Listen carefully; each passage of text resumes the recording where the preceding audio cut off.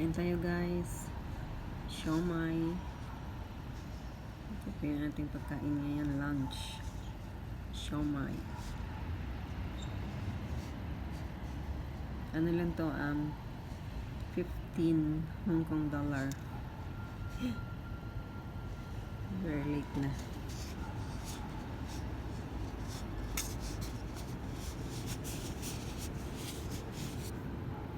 Ayun, kain tayo.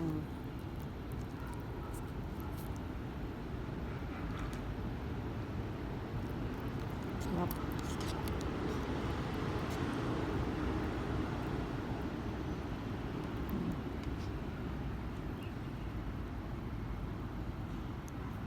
Kain po.